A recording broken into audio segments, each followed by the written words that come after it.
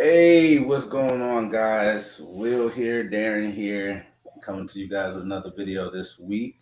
Hopefully, let me get to the comments. I know people over here. Yep, Frank, everybody over there, Morphic, Exotic. What's going on, everybody? We got a really interesting video for you this week. The other Sloan, Sloan Reptiles. Yes. Go ahead, Darren. Tell us a little bit about what we got going this week. So with who we're bringing out, Yeah. well, we're bringing out Nick Sloan from Sloan Reptiles. He's been in the game before I was even in the game. Some of the stuff that he has some heat coming. He kind of follows his own road, and I would give it to him. You know what I'm saying? Just like this. On your own road. Yeah, and that's what it's all about. I came across Sloan Reptiles, actually looking up your Sloan Morris, coming across him. And I'm the baby out of the bunch. I don't really know too much of what's going on. I'm just doing a ton of research and just kind of clogging up the brain. But I feel like a lot of people are actually getting to know a lot of the faces behind the brand from doing some of these lives we're doing. Um, I think we're actually, increasing some of the camaraderie as well between different brands as well. So I think it's well needed. It's well needed. We're getting a lot of feedback on the rewatches and the posts. I think we may even start cross posting on your page as well. I found out we could stream on both pages at the same time. It's kind of cool. Oh, Um, that'd be cool. That'd yeah, be cool. yeah, that'd be really cool. So we may venture off and do that as well because it's all about cross branding, cross promoting everybody, watching everybody grow. Came across also. We're going to talk a little later into the gallium gene, if I'm saying that right. That I've seen that he has as well. Pretty interesting, especially right out the gate. So we'll talk about that if people want to hear about that as well. Big shout out to Redline Shipping. That's the channel sponsor. We love Redline.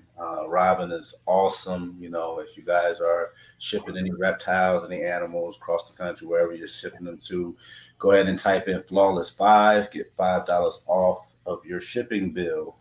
Hey, every little bit adds up. So, without further ado, we're going to go ahead and bring Nick on. And here we go. Hey, Nick, what's going on?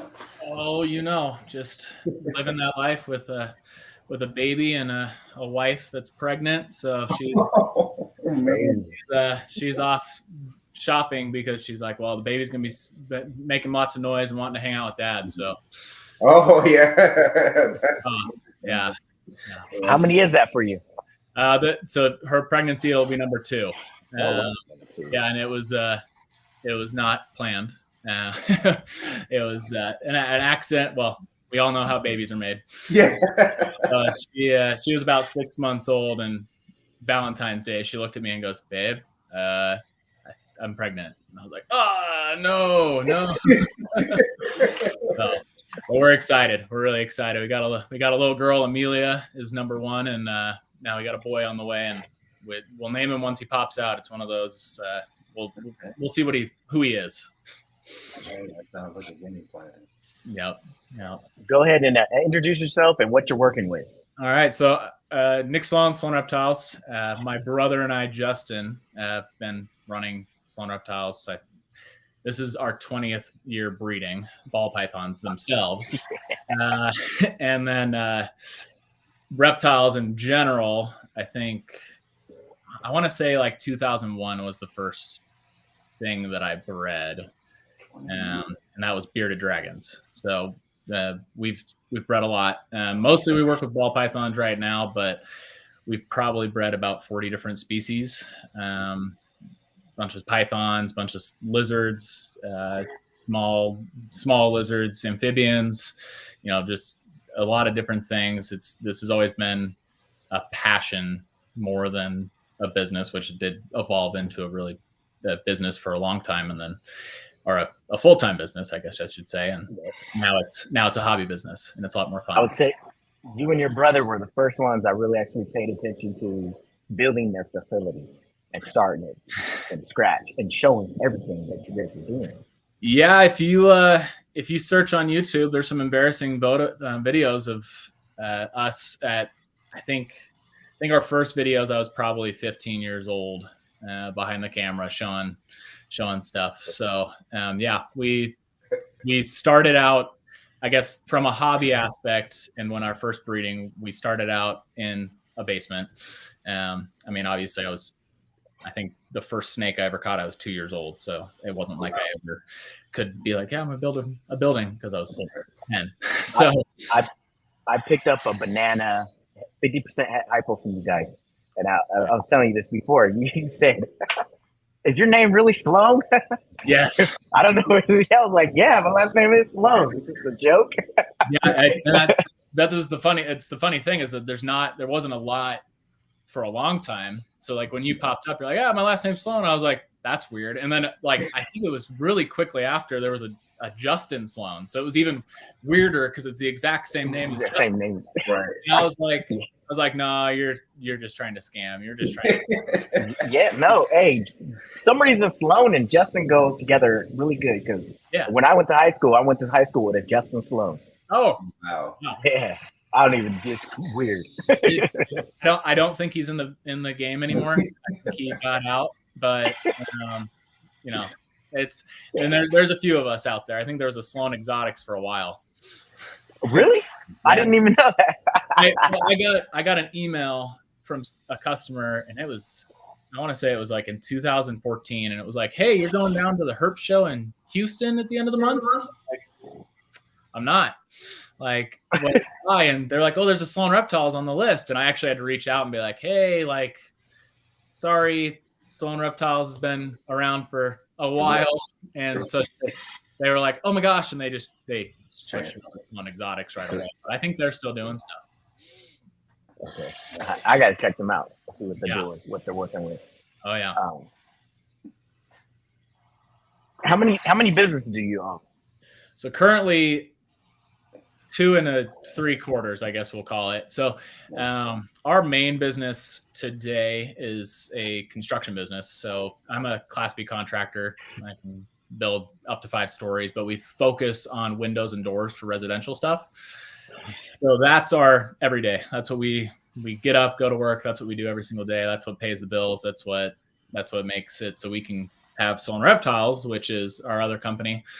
So Stone Windows and Construction is owned by Justin, my father, and I. We're the managers, the project managers, and our father's the salesman. And then Sloan Reptiles is Justin and I alone. And we do most of the day-to-day stuff. We're about to bring on a part-time employee again. We used to in the past because we had a lot more, but now second baby on the way. He's got a baby. We want to make sure everything's taken care of 100%. Cages are spot cleaned as much as they possibly can without us being like getting on a job site at 7 a.m. and getting off the job site at 6:30 and being like, okay, we can't go in there today. So we'll have a part-time guy here soon. And then I also have a business that I started during COVID a little bit. It was mostly tropical plants. I would import stuff from Indonesia, Taiwan, Thailand, all that kind of stuff. And I would sell to vivarium people, sell to houseplant people. Oh, wow. During COVID, it was pretty crazy. And, I was shipping like 100 boxes a week. But as things, I guess my baby popped up and I was like, you know what, this is the one business that's like a side burner thing. Right. And so it's been sitting on the side burner for a little while. And I sell stuff here and there, and I'm working on a few different things with people, like on the more of the business side of it. Just the shipping hands-on stuff it's too much. 100 boxes a week is a lot. It was kind of crazy because I started picking up a few plants and started paying attention to plants at that time, COVID. Mm-hmm. Man, I didn't know some of these plants were $7,000. I was for a plant. Yeah, I can't remember what kind it was, but to be rare and be $7,000, I'm like, if that plant died on me, I don't know. Yeah, that's how we are over here. We got a couple $1,000 plants, white princess and stuff. And I'm like, Audra, do not touch it. She got touch it like the touch of death. I'm like, do not touch it. My wife's not allowed to touch them either. I came home one day and there was a bunch out on the deck, and I was like, yeah, you killed like 5. Oh, I will give her credit. Like the expensive stuff's inside of a green room shed thing that I built out for everything. So she killed you can kill those. It's fine. So what inspired you to do this?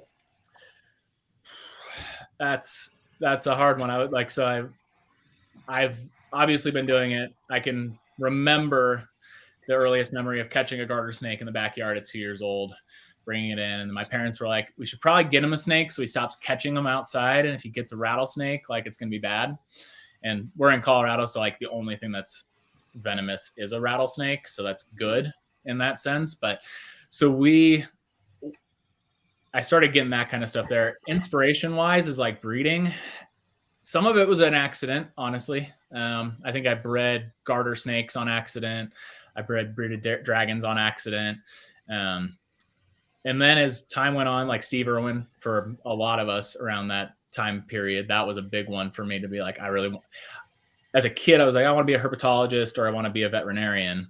And those two things, I was like, yeah, I don't want to go to school forever to be a herpetologist or a veterinarian. So essentially it just wound up being, I had a ton of animals, and Reptic Zone used to be a website. I think it's still around. I remember that. Yeah. So I was posting on that thing at 10 years old, selling like, this boa I got it and I'm going to sell it, or this bull snake or anything like that. So I would sell stuff back and forth, and I really started to get caught on to like, oh, look at these cool morphs that are popping up with ball pythons. So I like went to my parents. I think I won the dare essay, so they were like, oh, you can get any animal that you want. So I was like, I want a ball python. So we went to a local show, which no longer happens anymore. Never meet your heroes, I guess, is one of the things they always say, right? So the person that ran the show is no longer around.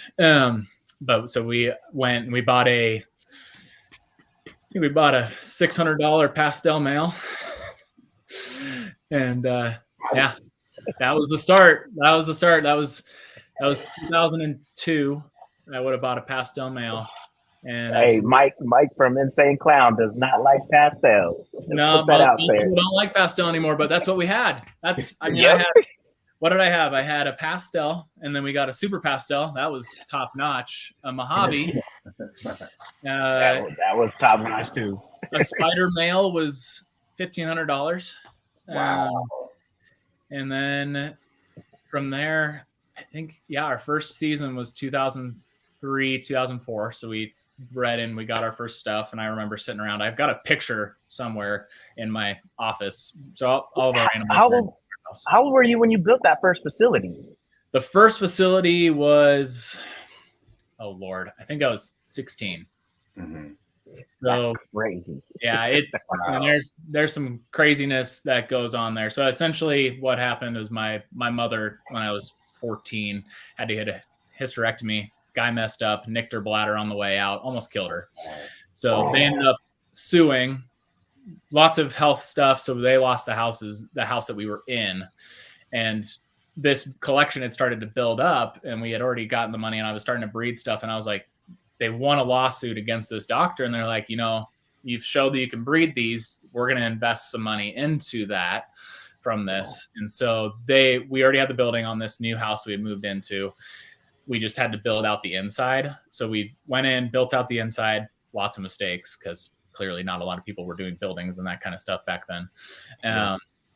So we built out the building, and then those are the years that this began to transition into like, and I think that was 2008 was the first big year.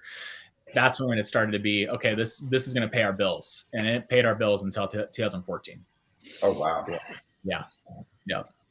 So that was it. So as far as like, do we want this to be full-time? Not again. It was.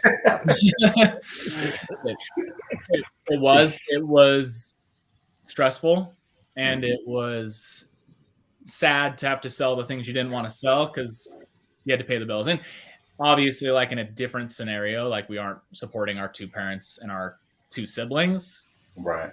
It would be a much different story. Yeah. But it set the tone for like, hey, in the future, I don't ever want it to be my full-time gig, because it's just going to be constant go, go, go, go, go. Got to sell stuff. So you really actually kind of pin yourself and let go of stuff that you really don't want to let go. Yes. Yep. And there's a ton of stuff that I can think off the top of my head. Sort of the old school way of like, I don't really keep a huge track. I don't have like a cool updated system and that kind of stuff of every animal in it. Like I can just remember every animal that we've had, every animal that we've sold, even though it's a lot of animals, but I can remember the stuff and I'm like, oh man, we hadn't sold that one. This project would be this much further and we'd be in this spot, And so that was part of it for sure. So making real life decisions of stuff. Yeah. Well, as kids, you make as many decisions as you can, but we definitely jumped into business with a few people that we shouldn't have. We jumped into some decisions that we shouldn't have made because we were kids. We were jumping on stuff, trying to make sure that this whole thing flowed correctly. And we just trusted some of the wrong people. And we also, just made some mistakes along the way. So it was like, not full-time anymore. Makes sense. Definitely makes sense. How many snakes do you currently own? Right now, I don't think we're over, in our permanent collection, I don't think we're over 300. Wow. Yeah. Used to have 1,000. So the numbers, it's a lot of work. I mean, that's still a lot to me. Even 300. I mean, I'm not there yet, but close enough. There's a threshold for sure. I think 300 is a little bit more of like where we can go in, we can make sure everything's taken care of, everything's watered, everything's good.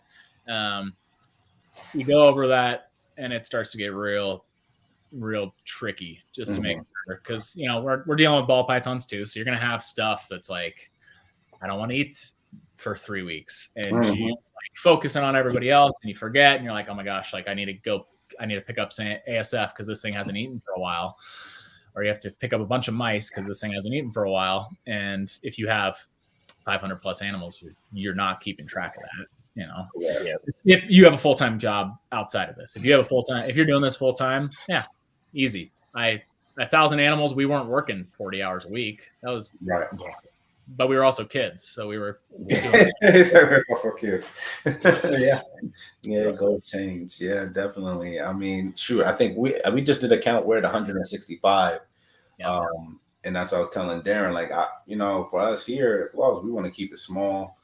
We have a lot of obstacles too, because I don't know. It's a personal opinion of mine. Like being new, really haven't had any aspirations to want to partner like with other businesses yet.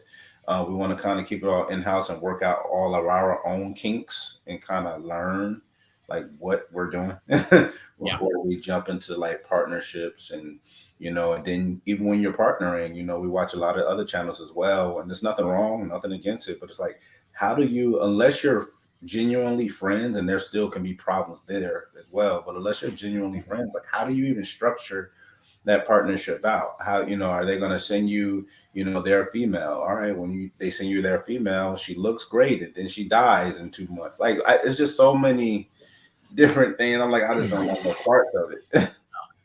No. And that's definitely like the hardest part of what we did is we partnered with some people, and it doesn't matter how close friends you are.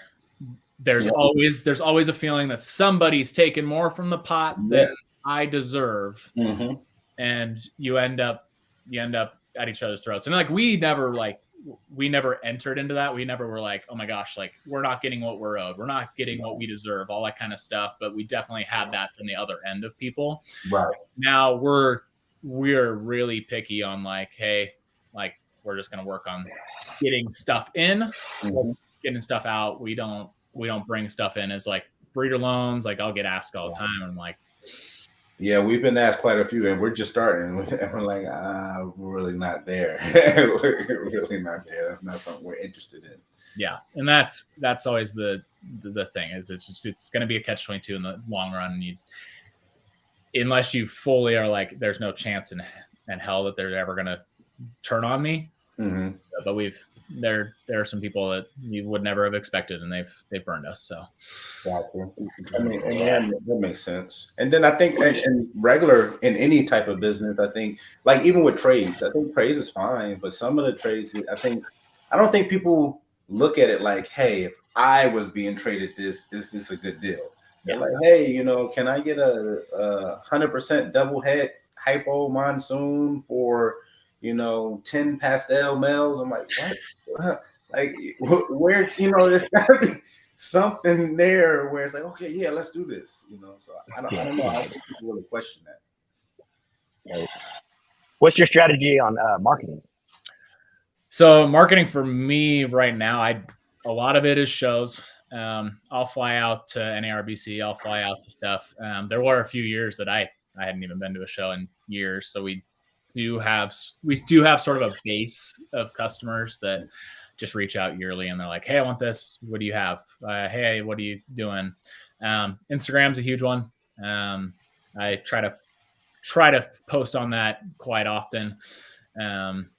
Facebook's sort of dead. I don't consider that as anything, even though it's funny. You have 8,000 likes on Facebook and you get 10 likes on your on a post, and it's like, the algorithm's dead. Oh, that's true.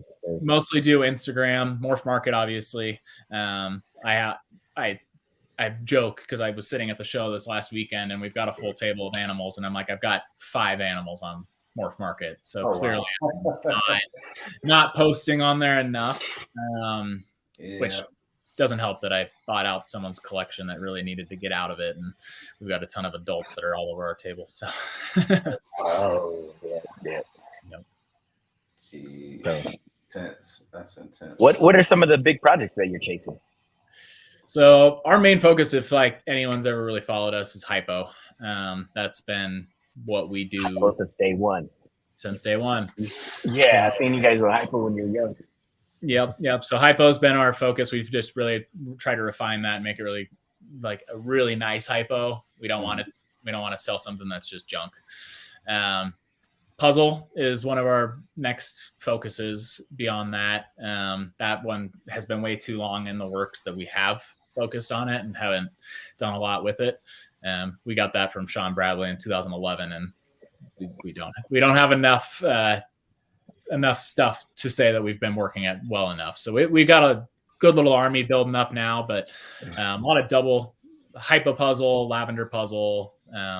Puzzle pied's not my favorite combo, but I want to see if we can try to make it a little bit better with Enchi. So we've got some puzzle pied stuff.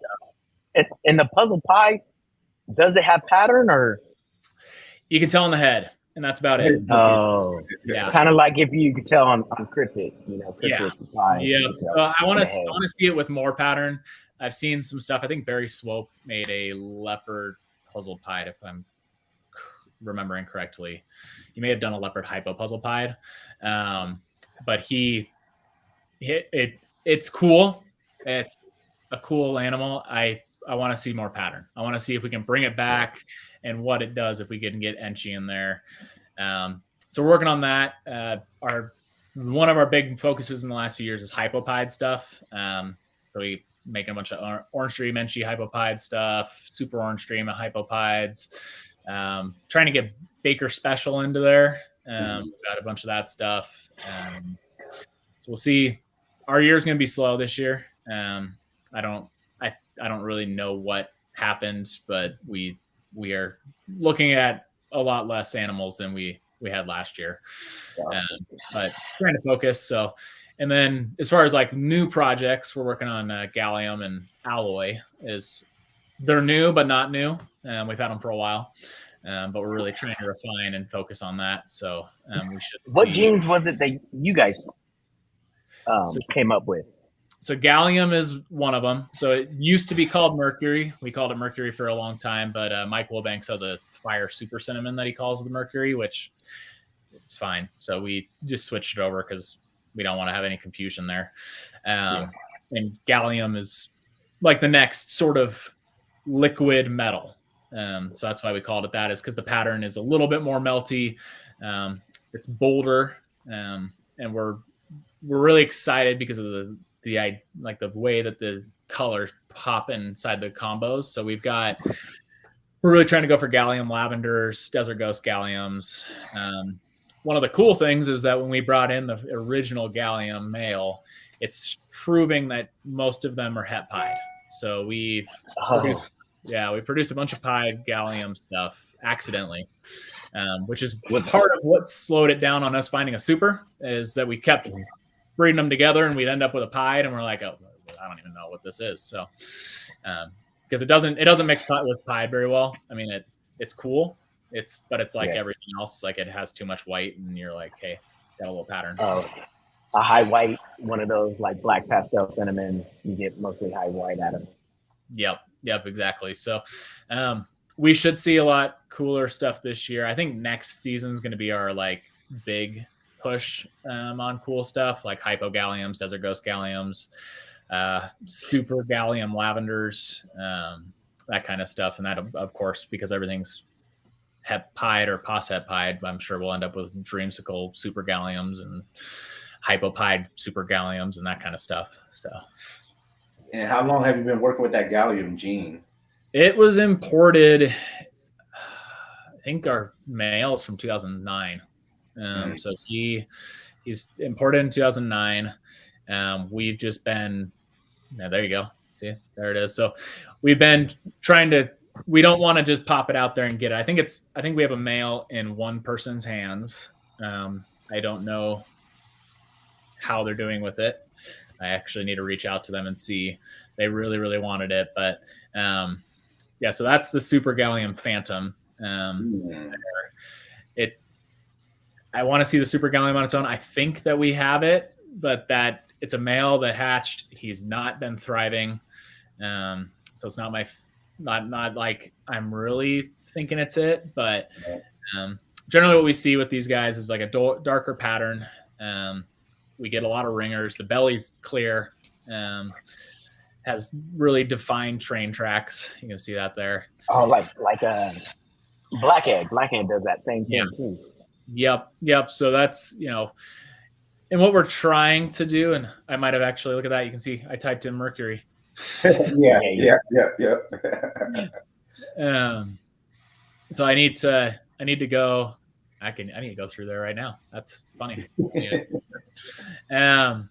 Because we still we'll be in the facility and just be like, oh, the Mercury 8. Or the Mercury, I think we've got an Orange Dream, Black Pastel, Gallium, Yellow Belly, 100% Het Lavender. That came out really, really cool. So yeah, look at all 5 snakes we have available. Sorry.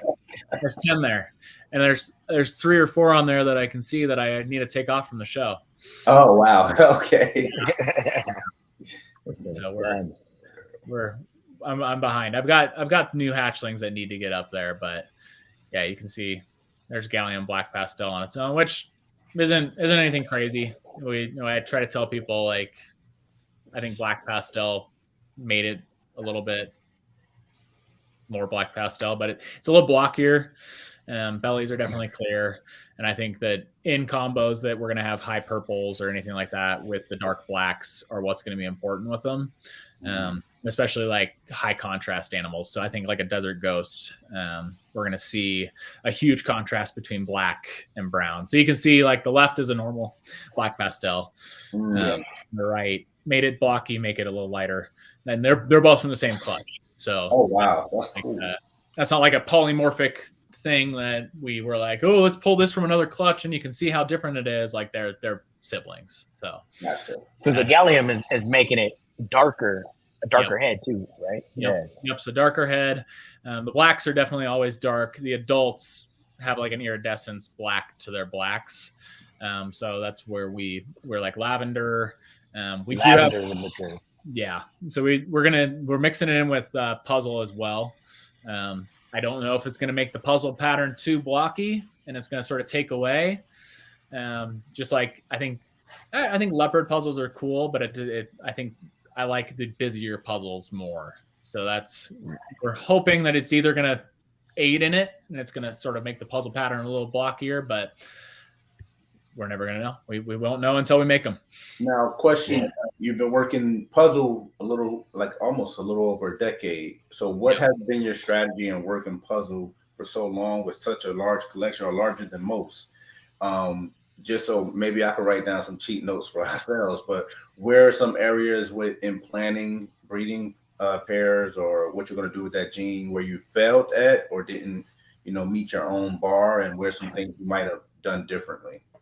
So when we first got puzzle from Sean in 2011, we picked up a pastel puzzle male and a super pastel puzzle female.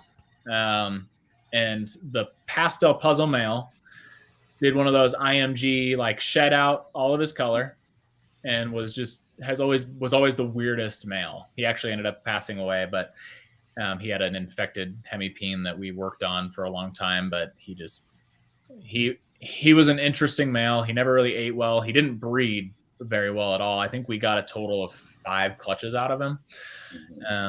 So he went through that color change, didn't really decide to breed after that. So we bred him into hypo. Like back in 2012, we produced double het hypo puzzle stuff, and we got him into that. We bred him into lesser and figured out that he was het platy daddy. And that's sort of where we've figured that out pretty early on, and we've messaged Sean and we're like, hey, like this is weird, like what do you think? And he's like, I think it's just a weird looking lesser. Like, I don't know, man. Like, I made a lot of lessers. This looks like a platy daddy, and not a lot of people were working with platy daddies back then. Ralph sold a few here and there and that kind of thing, but it's looking like the platy daddy gene with puzzle is what is like the weirdo, or the daddy gene. Like that's what it's looking like is happening there.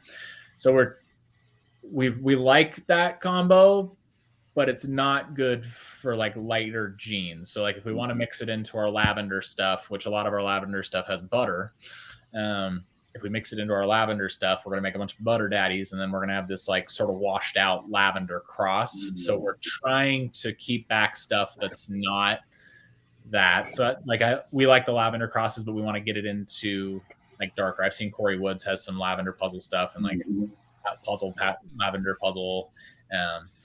And I'm like, I want to get something darker. So right now, I think I'm breeding an Orange Dream daddy weirdo puzzle thing, het hypo, to a black pastel Orange Dream butter yellow belly possible fire lavender. So we're trying to get the black pastel in there so we can get some new pattern in and get it really bold, and see if we can make something really cool there. Our other strategies with it, I want to make it bolder pattern. We don't want to move away from the puzzle pattern. We don't want to make it go away and not be a puzzle. I think that's one of the things that we tend to breed. A lot of people tend to breed stuff into stuff just to like, hey, I just want to make the crosses. And, we've focused on our hypos. So we breed it into our hypos because we want to have the most purple hypos that we can out of it. And then we've focused on, like, we've got a lot of Orange Dream puzzle stuff. We want to see that. Obviously, there's Super Orange Dream and there's Orange Dream hypo puzzles, and we've been unlucky the last few years with that. I think we had 3 clutches for them and we didn't hit a single Orange Dream hypo puzzle. So, wow, yeah. Wait, but how long were you working that project? The Orange Dream hypo puzzle. We've produced a male back in 2019. Okay. Yeah, so Orange Dream puzzle het hypo male that bred to I think 3 or 4 double het or hypo het puzzle, or all those crosses, and haven't hit one yet. So we're hoping that the few girls that we have will go.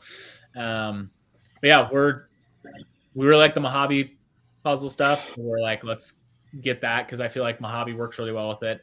Lesser works well with it. I don't really want to see more lesser puzzles. I think that's been done and it's gone on for a long time, and I don't think lesser and hypo is like the way that we want to go.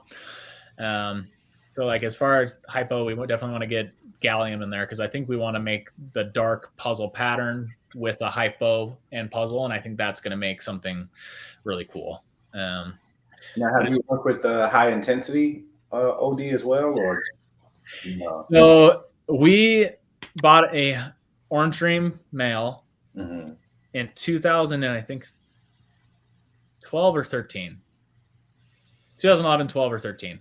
One of those years back when we'd be on Bush League Breeders Club and Oz would post something and a bunch of the top dogs back then would be like, oh, that looks like a pastel. That's just an ugly pastel, all that kind of stuff. And so we've had orange When he was dream. getting hated on. Yep. So we've had orange dream for a really long time. I think our orange dreams are probably high orange dream. I've never like bought a high orange dream and been like, is this it? Because a lot of our stock is still the same stuff. I think we bought a orange dream Enchi pied hypo from Oz just to jump that project head a little bit back in 2019, I think. And but I couldn't tell you if we have high OD or not. I think everything that we make, they're nice. I don't have any orange dreams that hatch out and I'm like, I don't know if this is orange dream or not. Like I had someone actually ask the other day, he's like, hey, I bought this and they said it's possible orange dream. And I was like, if that is an orange dream, you don't want it to be. That's terrible. It was terrible. Like, you want quality. You want quality, guy. Yeah. So and that's what I try to push on people. Like, focus on your quality. Don't just make it because it has the name. That's not going to work. Like, no. If you produce just a bunch of lavenders that never turn lavender as they get older, like, you may as well have an albino. What's the point? I remember watching some of Ralph Davis's videos back in the day. Just like everything that he brought out, you just knew it was quality. You're like, oh my gosh, I need that. Yep.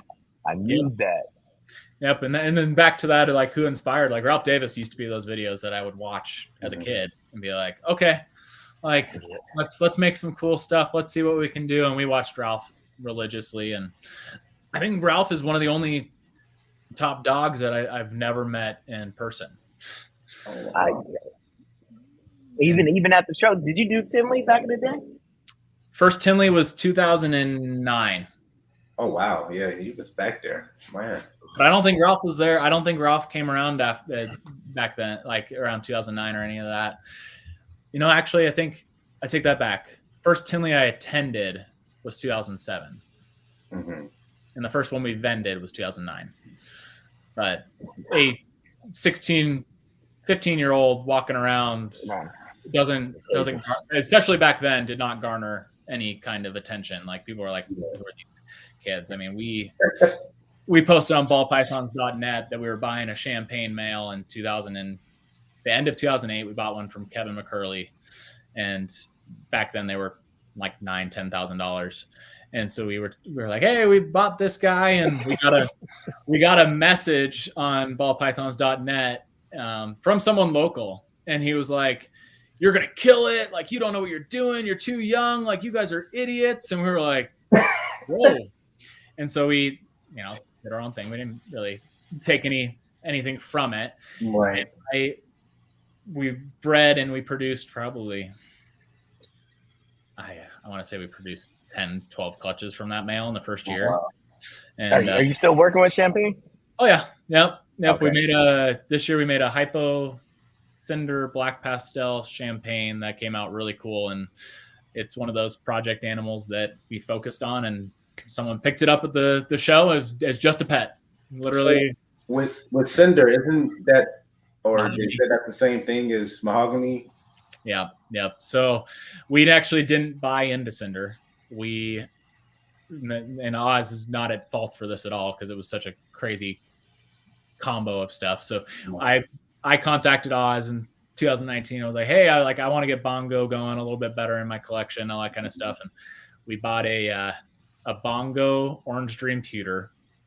It turned out to be a silver cinder, so a black pewter cinder, spider yellow belly. Oh wow. And we only figured that out because we had bred that to a hidden gene Woma and got a bunch of pearl white snakes that did not make it. Oh wow. Yep. And we know, like, because we were actually like probably one of the first that came out publicly. I still have never gotten anything from Kevin that I know of if he knew before, but we bought a hidden gene Woma in 2009, and bred it into a, because everybody had spider back in 2008, 2009, 2010. Like it wasn't as hated as it is today. And we bred a hidden Jumoma to a Mojave bumblebee, and we hatch out this white snake that's flipping and flopping all over the place. And we were like, that's not good. And then we found out spider hidden Jumoma is lethal, and don't do that. Yep. Wow. And champagne, don't do champagne. Yep. Yeah. And honestly, with how we've worked champagne, I've never had one wobble. Unless it was mixed with something that it shouldn't have been mixed with. So Wookiee champagne dies. I don't see that. Oh, really? Yeah. I don't see that very often out on any of the pages or anything. No, like that. It is now. Yeah. Listen. Yep. Message. What do you say? It's really cool looking. I'll tell you that. It was really, really cool. They both flopped, and they didn't die immediately, but they never ate, and they died. I think it was about 2 months. Did they wobble or anything? Yeah, they corkscrewed. I guess they didn't wobble; they corkscrewed. So would you think that would be comparable as well to, or the same result with Wookiee with chocolate champagne? And I've seen chocolate champagnes get done, and that's where I tend to go. The genes are different, but they resemble each other. Yeah, they resemble each other, but I don't think they're allelic. I think that I've heard that a lot. I think people have talked about that. Like Wookiee and chocolate, they're the same thing. Like we produced a lot of chocolates back in like 2012. We produced a lot, and then we started producing Wookiees in 2019. And I've never been like, oh, these are very similar. Like they've got similarities, just like black pastel and cinnamon do, but even further apart because they don't produce a super. Yeah, and chocolate champagnes don't die. So, what else is allelic with Wookiee? What else is? I mean, I guess if champagne is, then we're gonna have to go with hidden Jumoma and spider and all those guys. Yep, all those. Sable. And which Sable and Wookiee would make a heck of a lot more sense to me that they are similar genes than chocolate and Wookiee. Because Sable, I mean, obviously there's people that are really starting to work the Sable project now, but Sable's been around. I had a forever. Sable 2007. Yep, the Sables have been around forever. I remember saying that only because I'm not a fan of the name. Sable. Yeah. I'm not. But you think so? I like the dark gene. Are you breeding your own rodents? Halfway. So. Long story short, we used to breed rodents and supply all the pet stores in the Denver Zoo here locally. I got married, and Justin got married, and breeding rats is not a very good, how would I word that politely? A very attractive. So we sold that because we probably would have kept it for as long as we could, but employees were just few and far between that we could actually get to stick around. And we finally had an employee that was like dwindling and doing a really bad job, and we were doing the construction business, and we were coming in, and everything was a little dirty, and for us to catch up was like, this is too much, and like we're putting stuff out. So he just dropped and left, and we were like, all right, well, let's make sure it's running well. So we were cleaning it. We were just working at 100%. And then we were like, went to a few people like, hey, we're going to sell this. And we sold it back in, I think that was 2017 is when we sold the rodent business. And we haven't bred rodents since. We have 2 racks right now. We've got a few racks being built for us by a guy that we're gonna boost our production up, because 1,500 rodents a month is a heavy expense when you're buying frozen pod. Yeah. Oh yeah. Definitely. Yeah. Even if you're doing live, I would say the same thing. Yeah. Yeah. And there's not a lot of people. So in Colorado, it's a lot harder to have, you're not just going to have a mom and pop rodent breeder pop up, because we have PACFA licensing here.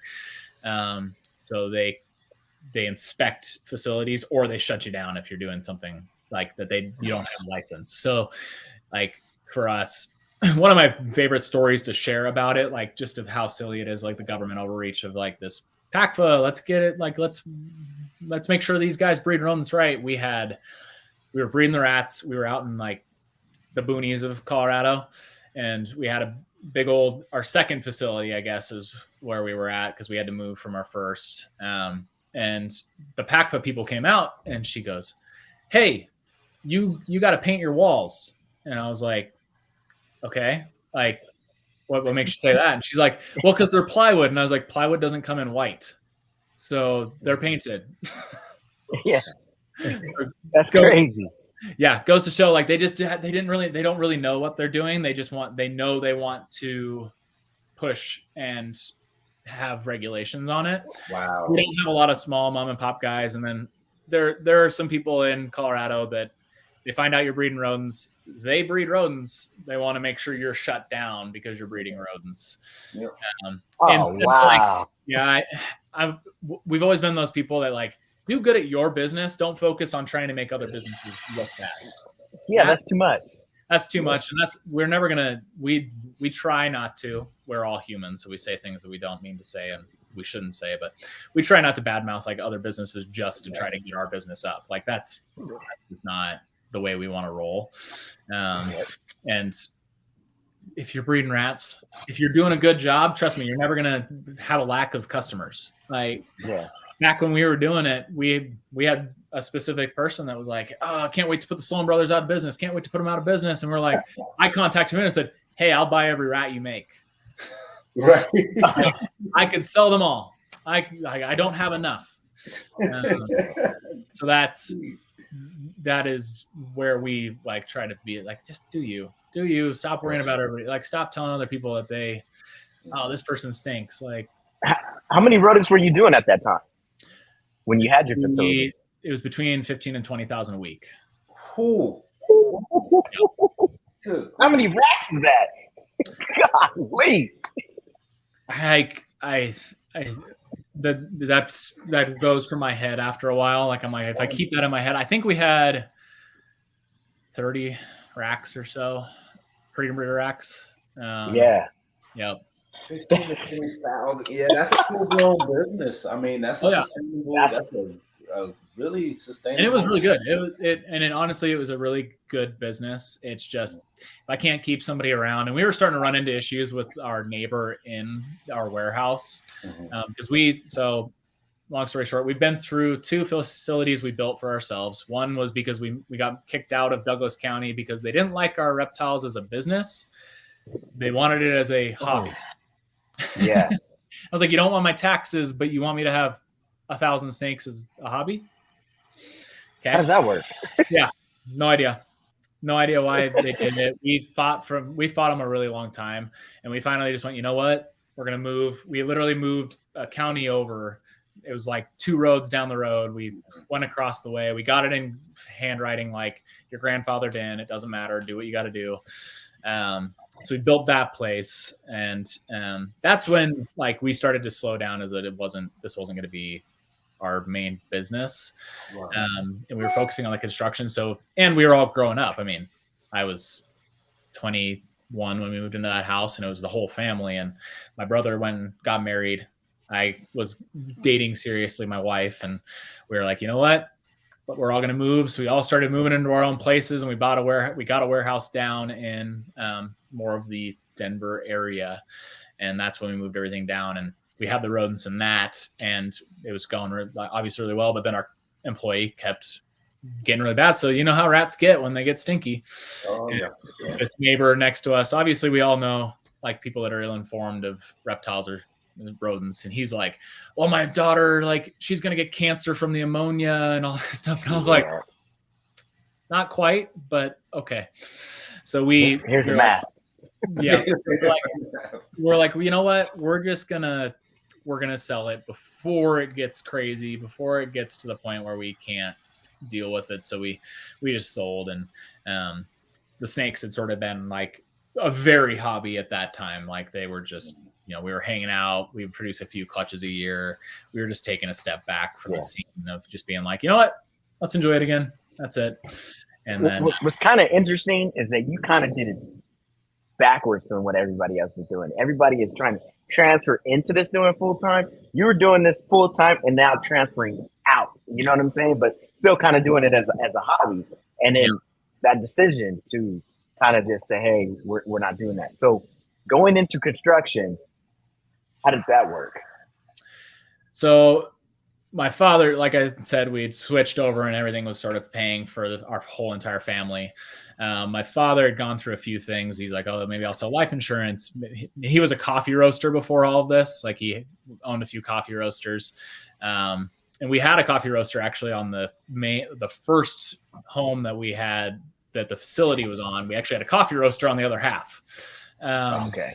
So he was doing that, but I think he was getting older. It was starting to hurt his bones to lift 7,500 pound bags of coffee and all that kind of stuff. And we were focusing on our thing. So we had gotten into the rats more, and we're like, yeah, we'll take over this whole thing, do the rats in there and sell the rats from there. So he sold the coffee roasting business and was like, I'm going to do life insurance, or I'll do stocks, and he started selling windows. And that evolved where he started selling windows for a company. The guy that owned it was like, you know what, I don't want to do it anymore.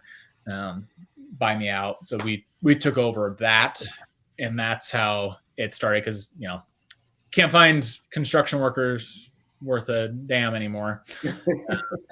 And it's honestly, I think I saw a statistic the other day that was like construction workers, the average age is 42. And people are retiring at 55, and like for every 10 people that retire, there's one person getting in. I laugh because he's in the same field. He's in the same field. I already know, because at least I would say this new generation coming in, they're coming in entitled, and they feel like they should be making as much as you, and you just started. Like, really? Are you sure about that? Like, I've had employees straight up tell me like, why do you get paid more than me? I'm like, what?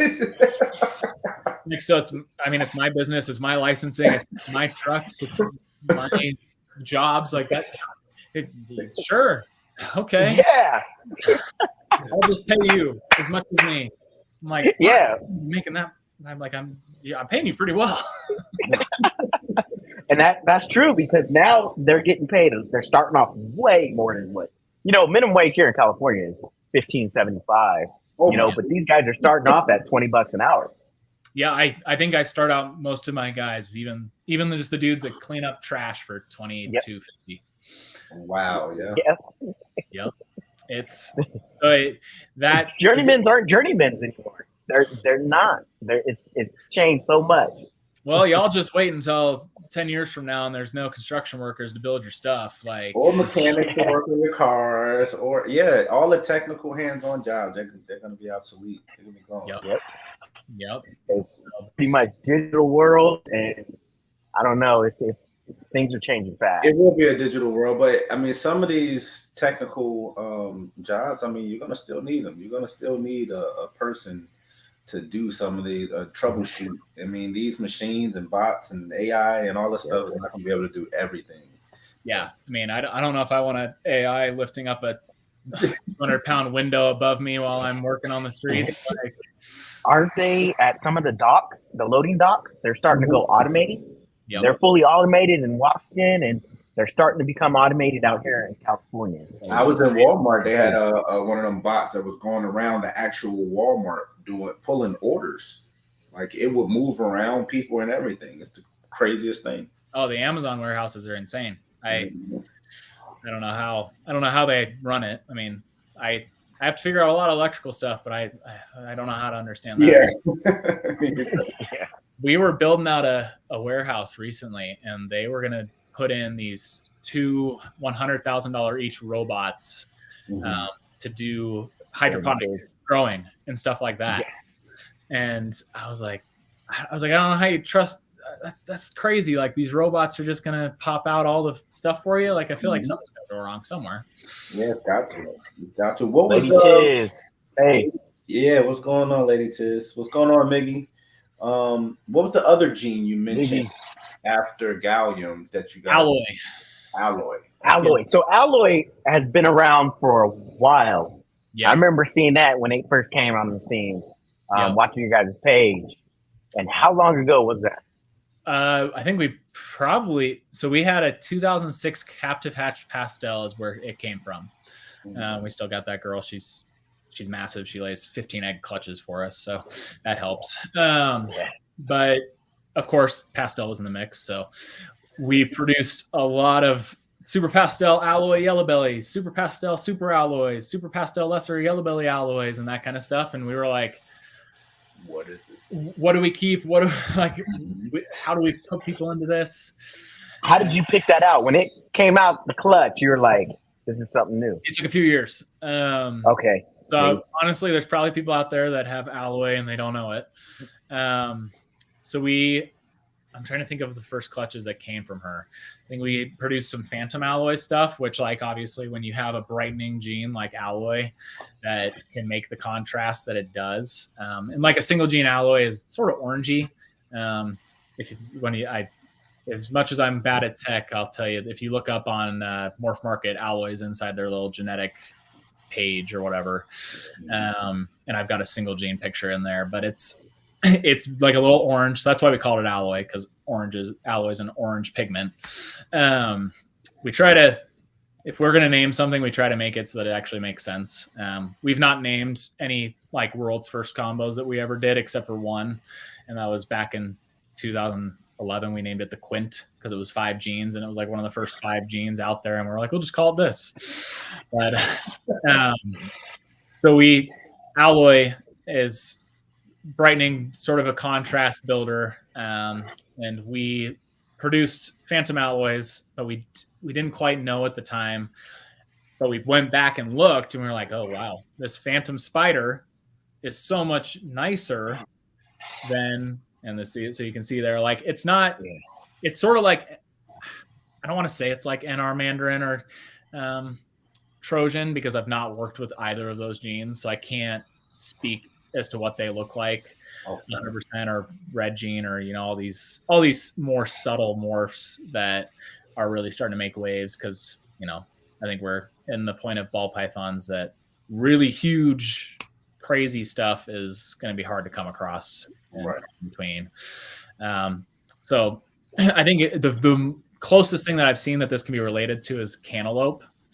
And I've seen that. Yep. And the super on its own, we've hatched a few things that we were back and forth on, like, is this the super? One of them produced pastels when we bred her, so we were like, yeah, she's just a weird looking pastel. So we've got a lot of, we've tried to narrow it down. So I think the first year that we noticed something was 2012, 2013 is when we were like, okay, there's something here. And we had bred her for 4 years at that point. So we were like, oh boy, like there's a lot of alloys out there. And that was back, when you weren't looking for the really subtle stuff. You were just looking for, look at this crazy cool big thing I made. Right. So we started to see it in the phantom spider alloy, saw a phantom alloy, and we still have that phantom spider alloy and phantom alloy in our collection, which I haven't mixed it because a lot of our stuff is lesser as well. So I'm like, let's just make a bunch of white snakes that I can never sell. I was just telling Darren, like, I like lesser in a lot of combos, butter lesser, but I really think I'm going to be fine-tuning things with that and kind of stepping back away from lesser so much. Yes. Yeah, I think it's a good move if you're trying to make like more combos, because I think but a smaller collection too, you don't want to in absolutely everything. Yeah. And so we've also been like reorganizing our collection in a direction that's going to be like what we make is very standout, looks really cool. And we're also trying not to add a million genes to an animal. Like I said, we made a 5 gene animal in 2010 or 11. I can't even remember anymore. And we were like, when it was popular to make 5 genes, 6 genes, and then it looked like we were all in the race for it, right? We were all like, let's make something that's got everything in it, and it's like it's mostly white. Like, or it just looked like mud. It was just mud, or it was already you put all those genes in there, and it looks like a champagne. Yeah, it's key for me with some of our pickups we made, and especially females, and you gotta 7 codom gene females. Man, that female gonna be here forever. I'm like, I'm never gonna let that female Half go. the time you don't even know like for sure that you have those things in. I mean, I'm like, I gotta check all of this out, you know. I think last year we were trying to get a male to breed and he wouldn't breed, so we were like, oh, just throw in this orange dream butter calico yellow belly with this orange dream black pastel fire yellow belly het lavender. Like he's pos het lav. And we pop out this super orange dream, black pastel, butter, calico, yellow belly. Maybe it's fire, maybe it's not. And it's like, but she's cool looking, like really cool.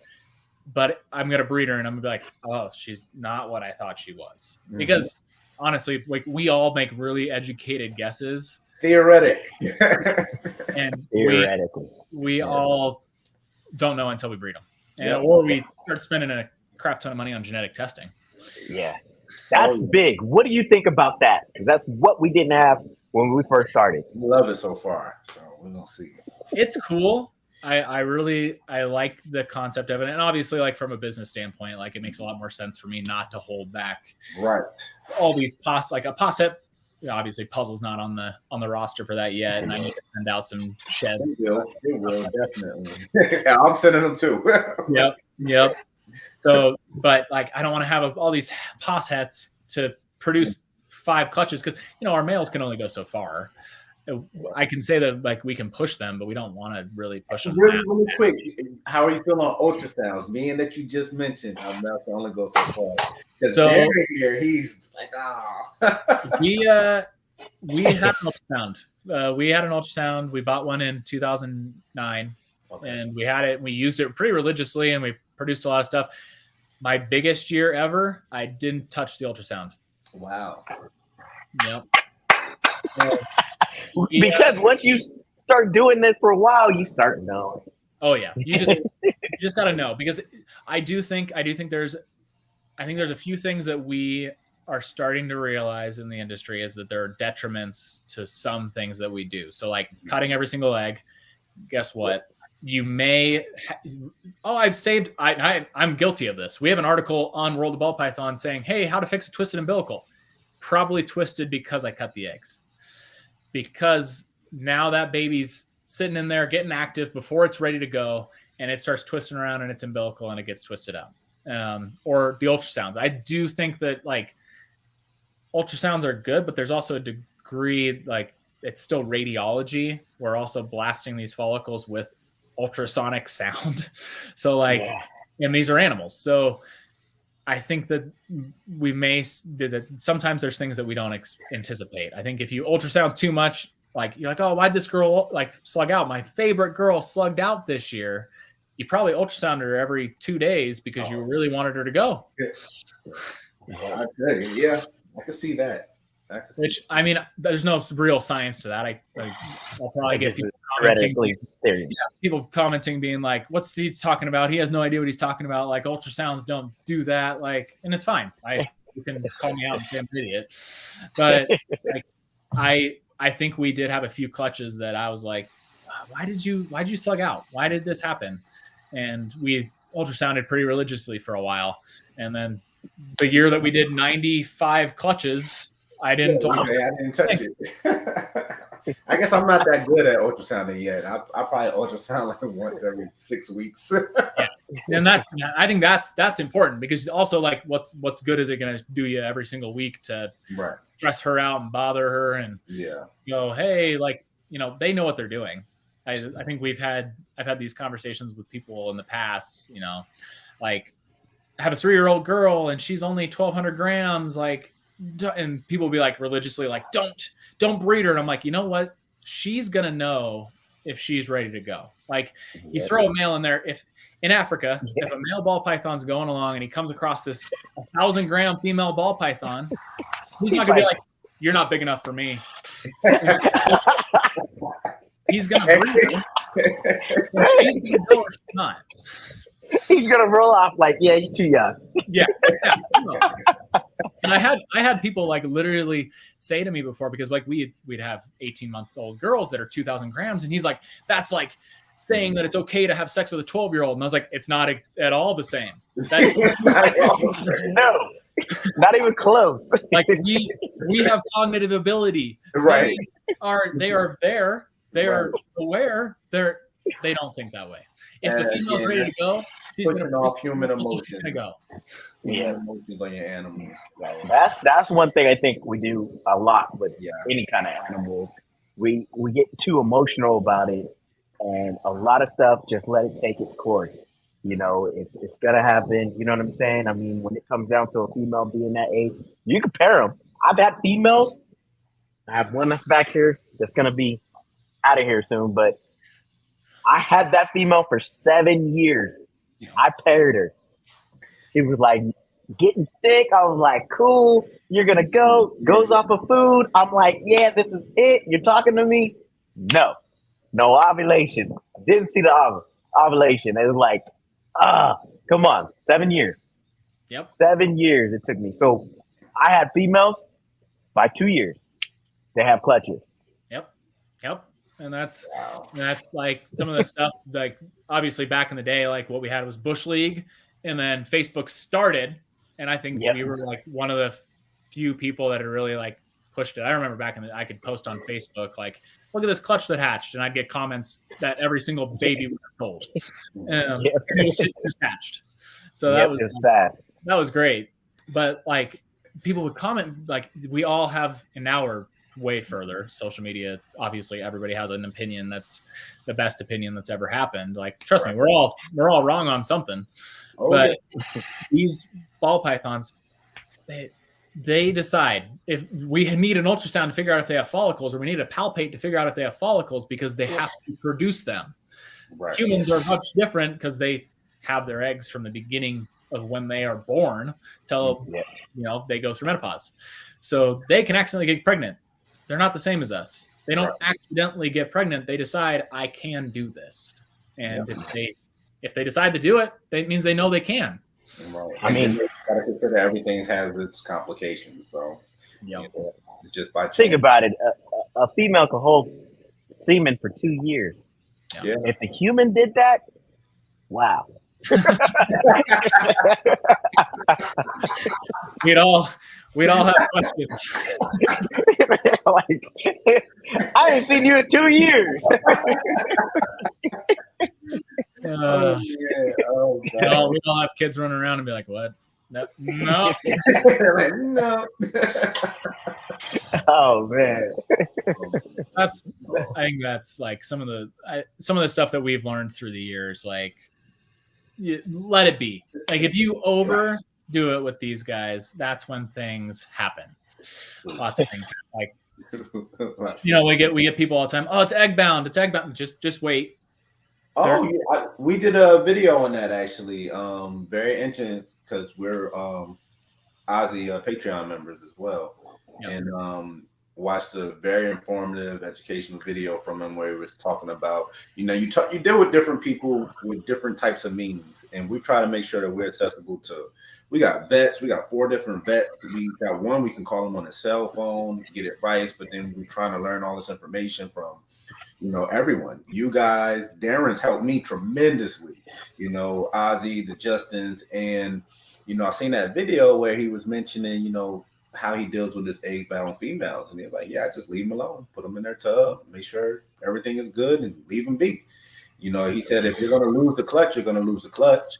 But they can pass the eggs, by themselves, because a lot of people were like popping the eggs and doing all kinds of crazy stuff. So one of our females, actually our clown girl, a triple het clutch.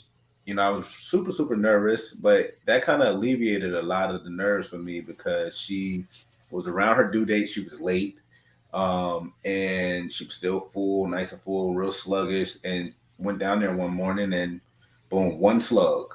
And I'm like, the next day I'm checking. I think it was like 3 or 4 days later, she had her entire clutch. After that, everything was perfect. So she kicked out that one slug, and I was like that. Instead of panicking and taking her to the vet, and just left her alone and had her whole clutch. And that's, I think, there used to be a lot of info that was out there of like, oh, you got to puncture them, you got to suck the yolk out, and all that kind of stuff. It's like, okay, but now you're possibly going to kill the female. Yeah. Like, you're you're causing for infection, you're putting holes into her, you're gonna cause problems. And that's, obviously, like, there will be real issues. Like a female may pop out and her whole oviduct is out of her, and I've had that. Oh God, yeah, that's terrible. Were you able to save her, or no? Nope. Even with intervention. So my vet just, of course, retired, but I pride myself on trying to know our animals and know everything that we can about them, and like, how do we care for them and all that kind of stuff. So I used to be able to call my vet and be like, hey, I think this is going on. What do you think? And he'd be like, Nick, I'm going to defer it to you. You probably know better than I do. And so I brought her over there. We, cut them out, and you cut through a major organ inside their body. Like it's like any surgery. And unfortunately, they're not like us. They don't know to take care of themselves. They don't know to, like, hey, I shouldn't crawl through my feces that I just did in the back corner. And, you can clean it as much as you can, but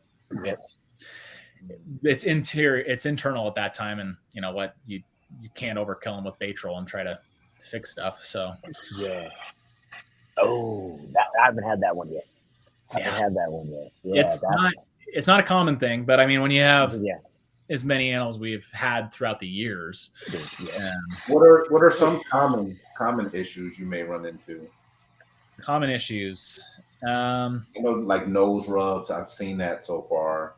Nose rubs. So we don't see a lot of nose rubs. I think I think nose rubs really happen if you go really hot, or if you're really, really cold. But obviously, like, if you've got them sitting at 60 degrees, you're going to know it. But I think if you're over 90 degrees is when you start to see nose rubs a little bit more. It's not common that I see it. Our common stuff that I'll see is, a rat scratch the interior of the jaw, and it's swollen. Leave them alone, put them on paper towel or whatever you want to do. Leave them alone, let them go through a shed, go through 2 sheds, let them figure it out. Cause I do think there's like a detriment to over treating. I used to have a buddy in the industry that was like, and I don't think I've had a respiratory infection that I've ever caused. I think I've had snakes come in and I put them back in the box and said, nope. But he used to be like, which now, of course, it's years in the future, and we have NITO that we know about. So, like, I think he probably was onto something. He was like, you could treat the respiratory infection, but the snake's just going to eventually wither and die, because apparently we probably all had, those people all had NITO going through it. Which we just didn't have a name for it then. The only thing we really had a concern for was IBD. And, in ball pythons, we were pretty fortunate in that they were going to be dead if they had it. And boas, you tell people what IBD is. IBD, inclusion body disease. I think they changed the name to. I should know this better. They changed the name. I'm too old. I've had that in my name or had that in my head for too long. But it's AIDS for snakes. So inclusion body disease is what it is. These inclusion bodies are in the cells of each of these animals, and they go through. And in boas, it can sit in there for 20 years, and never know they have it. And it's passed through. There you go. It's passed through semen, bodily fluids, so blood, that kind of stuff. So one of the biggest things was people would get mites, and then their whole collection would end up with IBD because they had boas, but you wouldn't know until suddenly this ball python's spinning and doing crazy stuff, and it's not a spider. We actually had that scare in 2007. We actually had some boas that had it. And that's why we just don't keep boas now, just because, it was enough for us to be like, if we're not gonna do that. And it was sad enough to put down an 8-foot boa because it has IBD. Wow. Now in boas, did you see it, or you had to really learn it from? It can happen. So they can either carry it and you'll never know, or Yeah. it's like AIDS and where they're susceptible to other things. So like a common occurrence with them is they'll start to stargaze or they'll spin. Or they like the one that we figured it out with, it got these lesions all over its body. And we're like, okay, what's going on? And Dr. Klingenberg, I think is his name. And he was one of the top guys researching IBD in the US at the time. And he was actually just happened to be up in Fort Collins. So we took him up there. And yep, they tested positive and all that kind of stuff. And we put him down because we were like, eventually they're just going to do it. But we had figured it out because we bred a male to a female. He acquired it, and then he got the lesions all over his body. So it's and of course we didn't have mites, so it didn't matter for the ball pythons. Like, there was no cross contamination. It's not like we're breeding ball pythons to boas, but that's when people really saw an issue, is that they'd get mites. They'd transfer from the boas to the ball pythons, and it would start to happen. And I think it's getting a little bit, it's better under control. People really have a better understanding about it, but back then you didn't have an idea. Holy crap. That was at that time, I want to say, because I was telling Will this a while back, that when I got into it, people were saying, don't buy adults because you don't know what you're getting. Yeah. You don't know what problems these adults have. Now it's changed. It's totally changed. It's different now. But back then, that's the way it was scared. So I always picked up babies and grew them up, and then that was it. So I did that with my whole collection pretty much. Yeah. And I think that's definitely like how it's changed a lot. I think most of us were like, don't buy adults, buy a baby, because you can, like, I even went as far as like when I would buy something new, I'd be like, hey, send it to me before it's shed, and I'll feed it. I want to feed it right out the gate. I want it to have its feeding response with me, which I still to this day sort of like, because they fly out, they're ready, they're going, and they're going. Because I'll bring stuff in still and be like, oh my gosh, why are you not eating that well? Like, because it was different. And not to say that you can't, trust me, you can get stuff that's going to eat really well if you buy it. But they used to be a very big, hey, send it to me before it's eating. And now I think that's big right there. Yeah. That's real big right there, because a lot of people don't do that at all. They're like, how many meals? How many more meals? How many grams? So that's big to pick it up as a baby and first hatched out. And But when you spend $10,000 on something and you ship it out before it's shed and eaten, it's like you're taking a risk for sure. Yeah, a huge risk. I think our first banana, it was 25,000, and we were like, send it to us before it's shed. Send it to us before it's shed. 20. Did you picked up a male? Yep. Yeah, so it's funny. This was back in the day when like rumors would fly about silly things, and there was a rumor that would go around when bananas were 50,000, and then we get a message on Facebook. Hey, I heard you got into the fruit. Like, no, not yet. Like, you'll know. It's not like we're gonna keep it a secret. It's just a banana. And I think we bought in right as the sex link thing was starting to get figured out. We were like, it's going to drop like from 50 pretty quick, because we were hearing the rumors of the sex link stuff before we even considered buying, because we were like, $50,000 is too much. Like, it's way too much that we don't want to spend that much on a male. And then we started to hear the rumors, and we're like talking back and forth with some people, and we're like, yeah, you know what, we'll get one, but 25 is the max we'll pay. And then the next year they were 7,500, which still isn't bad. 7,500. Yeah. No. By the time you breed that male, how many bananas would you have? Yeah, people don't think about that. Well, and so just talking about, we used to keep a lot better track of that. So and that's where I'll talk with people about like, hey, like, what should I do with investment morphs and ball pythons? And I'm like, oh, you got to get what you like. So it's especially different now, because like if you're investing in something, it's a triple recessive, it's a double recessive, it's something that has been worked on and is well known. So back when we were really investing, which we still do every single year, but not to the degree we were. Like we bought the champagne and we were like, we really just like it. And it was drastically different back then until you started breeding into everything and you're like, it looks the same. And which I still will like stand by champagne, like mix it with things that do it good. Don't make 75 pastel champagnes, because guess what? We got one and she looks amazing. It's all kind of paradox. And that's what we've focused on, like gray matters or leopard hypo champagnes, or mixing in some crazy stuff like that silver or that cinder black pastel mimosa was nuts. I should have kept it, but I didn't. It was a male. It's fine. But like with the champagne, we bought into it. We liked it. We spent $9,000. I think it was 9,500 or something like that.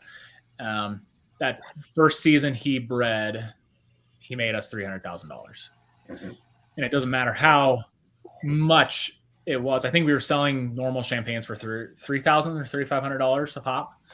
And they just go left and right. Like the cheat code to it, and coming from a new person, the cheat code to it, I've been just telling people the same thing. Me and Darren was talking about it. Whether you're a hobbyist or you're an investor or you want to go to a breeder level, it's all the same thing when it comes to investing in these high dollar animals. Do not go out there and spend your hard earned money on a $20,000, $25,000 animal and not have an actual plan in place on how you're going to plan everything out. You spend your money on that animal, put them on the shelf and say, okay, in 4 or 5 years, I'll do something. No, you better have it all mapped out to the T.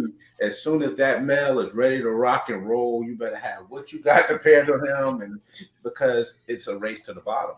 I mean, it's going to start declining. It's just like buying a brand spanking new car. You buy a brand new car for $10,000, you drive off the lot, you come back next week, say you don't want it, they may offer you $8,000 for it. That's how it works. Yep. And that's so like biggest things that I tell people when they want to get in, I'm like, do what you like. Like, if you like what everyone else is doing, that's fine. But do something that is like, I want to focus on this. Like I'll get asked all the time, like, how can I be successful? How can I keep going for a really long time? And it's like, you got to enjoy it. You can't just make things for the sake of like, hey, like even if it's so hard, because back when we were really first starting and morphs were really just starting to come around, like, of course, like everyone, you had a champagne and then everyone had a champagne because you were selling the champagnes. Right. And it's not that unique, but now we're in a different position. So like our hypo, that's like, I focus on hypo because I like hypo. And if you don't focus on something that you're like, I really like this, you're going to fail, because you're just going to be making stuff. Like if I had just bought the champagne to be like, I'm just going to make a bunch of champagnes and I'm just going to sell them. That's it. Like I wouldn't have been successful because people would have understood that. Like I don't have that passion for that project. Right. Like I still have passion for that project because heck, it was one of our first big projects we focused on. And like people will be like, oh, champagnes suck. And I'm like, I like them. And I still stuff. I've seen, I'm going to tell you right now, what was it? It was a Blackhead Sugar Red Jean Champagne. Man, 46 and second. Who was that? Who did that? It was, 46 and something. 46 and 2, yeah. 42, yes. Yep. Man, I liked it. I'll tell you right now, I liked it. Just like the Sugar Lab, it's right there.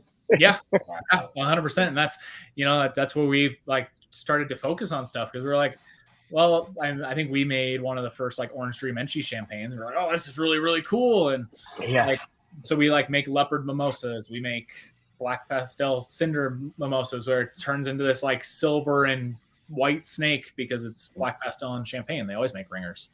And like that's why I like to do this, because I want to make something that at the end of the day it pops out. I'm like, this is really cool. I would keep this if it worked in my product. Like the one that I just sold, it's like I can't keep that male around. He's not going to fit into a project later on. Had been a girl, absolutely, but it can't fit in later. So have you been thinking about redoing YouTubes again? My wife constantly like, you should do it. You should do it. And I'm Yeah. like, I should do it.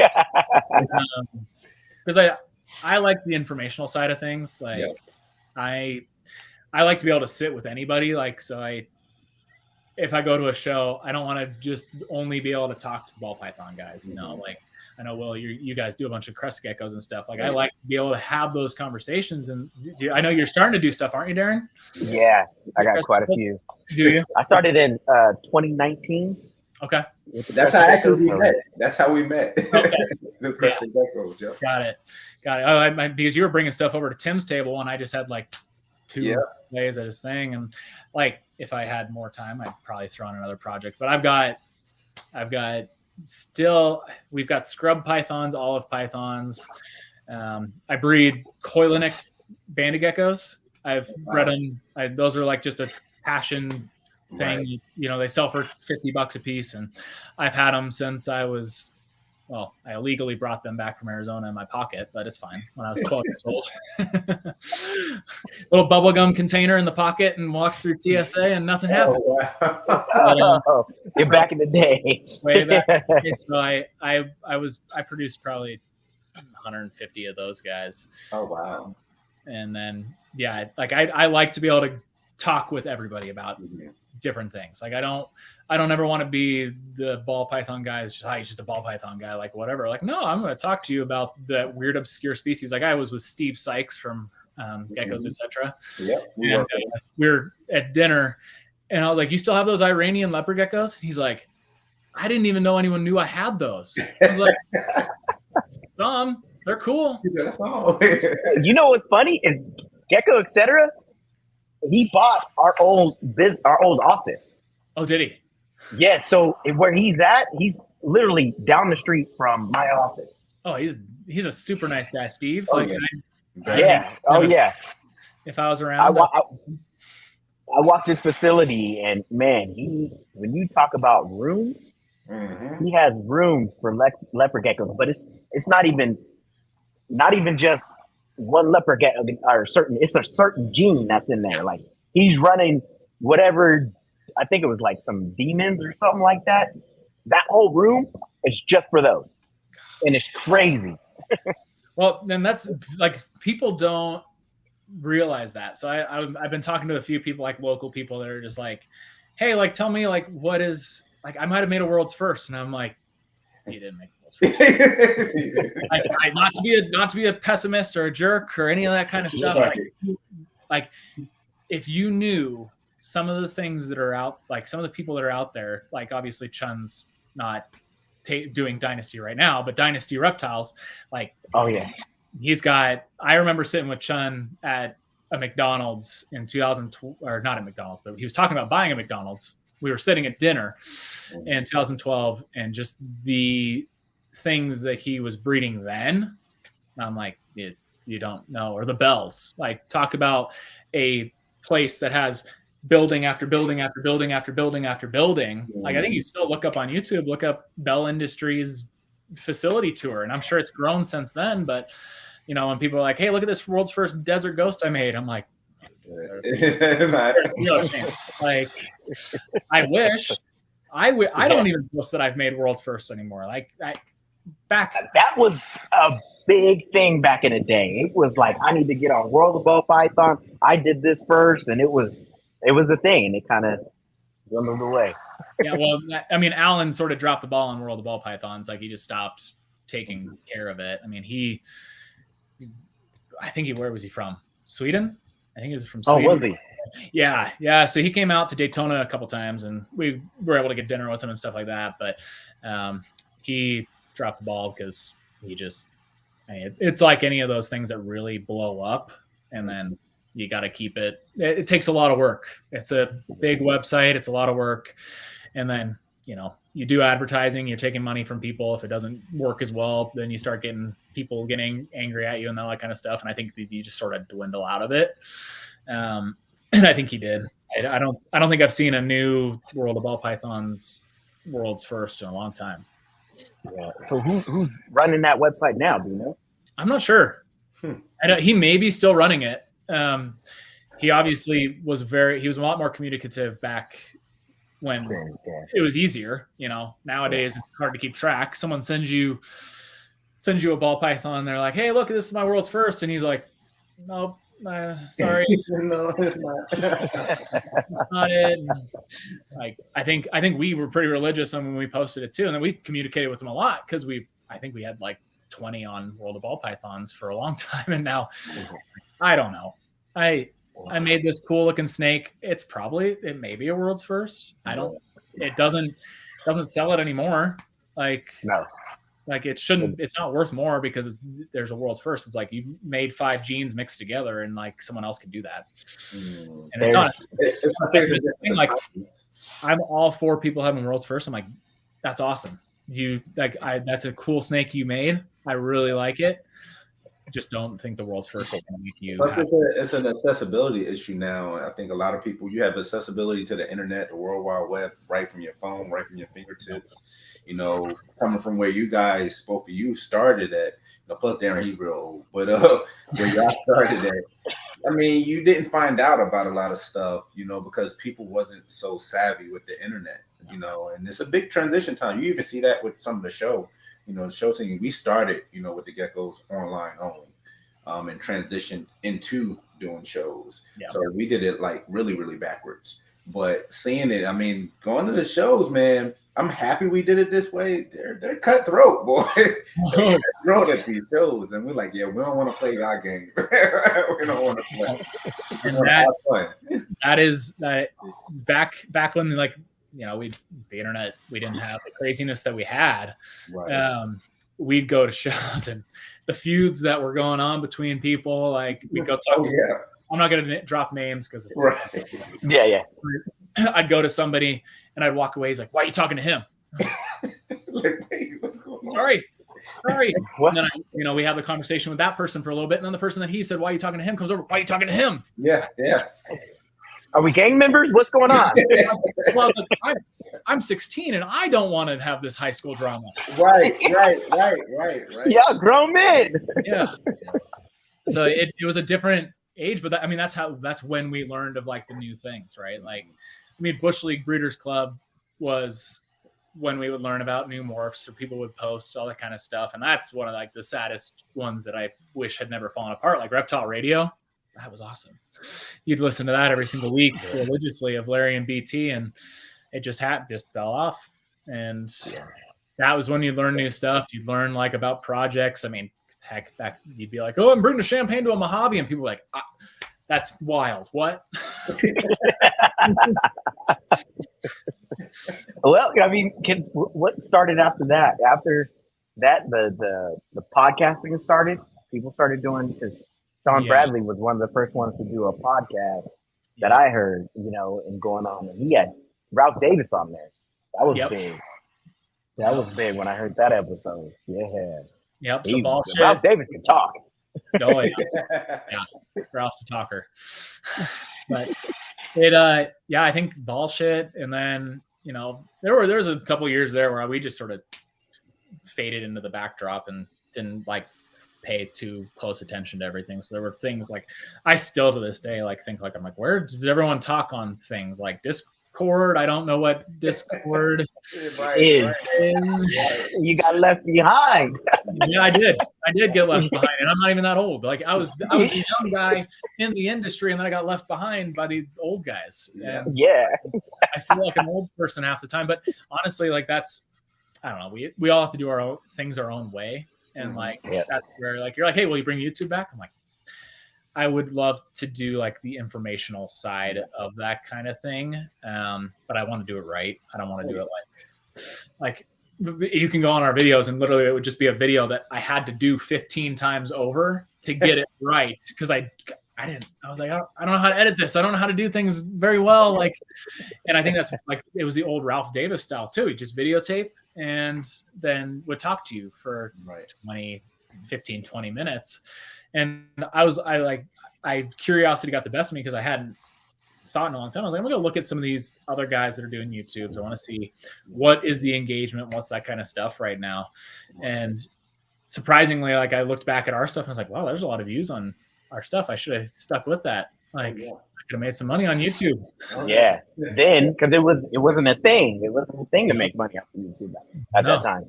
No. There was one group, and there were two brothers. You remember them, Mojo Pythons? Oh They yeah. used to do videos, and they were the first one that had rap music in their videos. Oh, And it wow. wasn't like just regular rap music. It was deep South rap music. It was like, it wasn't East Coast, West Coast. It was deep South rap music. You're like, wow. Thank you, country. Were those the guys that came out? And so Ben Rennick and I, like, and Justin and I were really, really good friends. Were those the guys that came out and they were like talking crap about Ben and talking about crap about this, like about us? And I don't know, because I don't remember that part. I just remember their videos and them getting on planes and driving jets.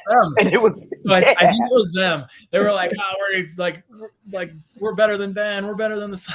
We were like what? Out of nowhere. Who are you guys? And they disappeared. How long did you know Ben?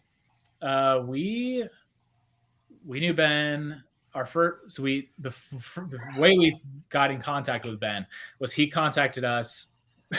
This is one of those old school things.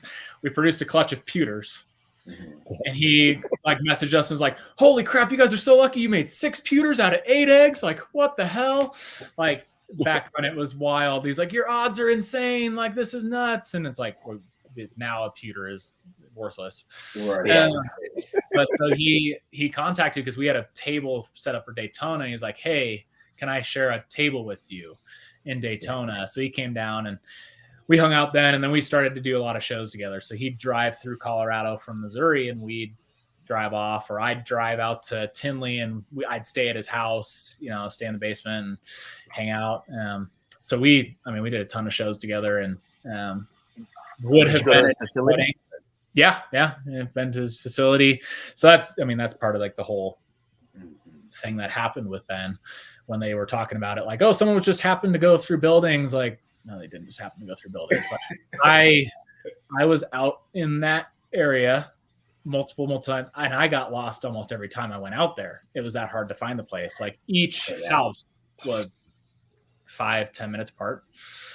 So yeah, it wasn't just some dude walking around. So like, that story was fishy enough, and of course, clouded by a little bit of judgment. Like, obviously, like, Lindley had been a good friend, and so I was like, what the hell happened? Like, something shady happened. And there was a lot to Ben's life that was before snakes that was pretty hard. And we were like, oh, something from the past maybe happened. And then, no, of course, that was one of the harder hits that I've ever had. Like, to know somebody that husband and do that. Especially in the reptile industry. I bought maybe like 5 snakes from him. And I remember I bought a pastel champagne from him. And then I was like, man, I bred him. I grew him up from a baby, and I bred him. And I was like, I reached out to him. I'm like, hey, man, I don't know what these are. These aren't normals. And he was like, oh, those are het reds. He's like, that male must have proved out to be het red. I was like, oh, cool. It was kind of a trip to really actually see. I didn't even know I had a het red. I didn't even know what it was. That gene wasn't even on my radar at that time. I think Ben got one of his first champagnes from us, and then he bred it into het reds. I think he got a pastel champagne that he bred into het red, and that's probably where he got it from. That's probably exactly which one I got, the pastel het red. So I also bought Will ain't gonna have me about this one, but I bought a spider inchie from him, female. Man, just last year I proved her out to have cryptic. Oh, really? Yeah, I bred her to a clown. I just wanted inchy clowns. I was like, well, listen, go ahead. And then, boom. I was like, what is this? I got clowns. Yeah. I was like, what the hell? Well, with the amount of animals that Ben had, there's no doubt that there was some crazy stuff hiding and all that. I mean, he'd produce stuff and send pictures and be like, what the hell is this? I'm like, I don't know, man. I remember, I think it was 2010. I remember seeing some of the first what is probably cryptic now. Mm-hmm. Yeah. There were local people that were like, hey, look at this pastel het clown I have. And I'm like, that's a weird looking, sort of looks like a clown. And what I'm thinking about is probably the cryptic stuff. Cryptic. Wow. Yeah. So it's crazy how that stuff just pops up randomly. I mean, it makes you look forward to the future of what yet to be created. Yeah. I mean, look where Monsoon popped up, you know. Dave just popped it out. Like, yeah, that's crazy. That's exciting. That's a cool one. Like how did he pop it out? It came out of Baker's Specials. So Tom Baker, I don't know if you ever met Tom. No, I haven't met him, but he actually passed away. He passed away a few years back. But Tom was this old surfer hippie dude. If you ever met him, he was like, all he did was surf, and he just got into ball pythons, and he was really good friends with John Levy. And he founded Special. And I think that Dave bought some specials, and that's how it sort of popped up. And that's how Billy wound up with Monsoon as well, is that it was just in the special stuff. Mm-hmm. Yeah, that's crazy. Do you really actually feel like, you know, a lot of genes, just like how you had a gene? Do you think we're gonna have a lot more people pass out genes that they just don't know of? You know, that's subtle. I think that's definitely a possibility. I think there's a lot of genes that have probably been passed around. So ball pythons are such a massively polymorphic species that they mutate constantly. So I think, like, here's the perfect example of my mess up. So redhead is from my collection. Oh, really? Yeah. So we bred in 2009. Wow. We bred a phantom spider. 2010. I'm sorry, a phantom spider to a hypo, and we produced a phantom spider, which spider was all the rage back then. So we were like, we're going to keep the phantom spider, and we sold a phantom at hypo. It was a little different looking, but this was around the time when, like, you just called everything that was sort of different Granity. You know, like, it's just Granity, whatever. Yep. I sold it to Nick Valdez, who is the one that figured out that it was redhead. So that year I had clutch record mix up. So I had like, this hypo was clutch this or this. And I was like, wait a second, which one is my phantom spider female? Which one did I do it with? And I didn't hear about the redhead until 4 years later, when he was breeding a bunch of stuff, and he was getting out, and he was like, hey, do you want to buy all this project? And I was like, we were sort of in the midst of, like, the rats was what we were focusing on. The snakes was on the back burner. I was like, I don't want to spend 15 grand right now on a project. I should have done it. So we hadn't really focused yet. Like, we were like, oh, let's figure out which female this is. And we didn't really focus on it for a little while. And then we finally bred her, and we were like, oh, okay, here she is. This is the redhead. So we still have redhead in our collection, and we still. There was American-made BALLZ. I've seen him, or American-made exotics. I've seen him on his YouTube post up this redhead. It almost looked like it's clown, but he didn't even have clown on pairing. I want to say he made some heads, but it looks like a blood python. But it's what's that one? It's more like a champagne color. Oh, Batik, Matrix. Yes, Matrix. Yeah. The super. It looks like a super Matrix. Okay. The super version. Oh my god! I'm like, what is that? He still doesn't know what all the genes that it might be all of it in one, but it looked cool. I was like, redhead. I have to get that. I do. Yeah, it's a cool gene. I like it. We're trying to get like hypoclown stuff going with it. So you have it? Yeah, we still have it. Yeah. Okay. Yeah. Finally figured it out. So we bred her in 2018 or 2019 to a soul sucker clown and made some soul sucker redheads, double hat hypo clowns. So they both have follicles right now, the two females. So hopefully we can see something. I mean, it seems like, I mean, you never know what people have now. No. Oh yeah. There's so many people in it. It's crazy. It's crazy. And yeah. I mean, there's going to be genes that pop up left and right. There's going to be things that are just, they like, you're going to try to breed the female that produced that one snake, and it's not going to do it because it was just a genetic anomaly. Right. Yeah. But now that snake has the gene and it can move on, but that's what happened in Africa. All the stuff started popping up because it's just polymorphic, and it happens. So I think we can say there's going to be new stuff. there's probably gonna be some really cool new stuff. I mean, I've seen some things that have popped up lately that I'm like, that's pretty cool. Like that'd be something that'd be worth working. Right. But it's gonna take people not focusing on getting it sold right away. That's what we've done with like gallium and alloy. Like we're like, we don't need to sell them right away. Right, Like yeah. it needs to do something really cool, and we need people to get interest in it before we go and list these things for tons. I mean, obviously, like I have stuff listed for sale because I'm like, I can't have 7,000 animals again. But the hope is that I get contacted by people that really want to work a project, really want to discover a project. I'm always happy to be like, hey, like if I'm getting good business relationship with people, like I'll put something out there, like for them to work it into something that I am not going to work it into. Right. Like I can't breed gallium to every snake I have. That's going to be just a fallacy. I tell you, some of the companies though. What's the other one that imports? Outback Reptiles. Outback, yeah. Man, they make it hard for little guys, man. Because I said, man, having a large but a smaller collection, I go up there and I see some of their stuff. Whether it's $500 or $200, and you're looking, that is not a normal. And you're like, but you can't buy it all. It's like, well, and I'll tell you now, those captive hatch batches that come in get combed through in Africa, then they get combed through when they get here. Oh, absolutely. So the things that you are getting dibs on are the things that they didn't think were going to do anything. Right. Yep.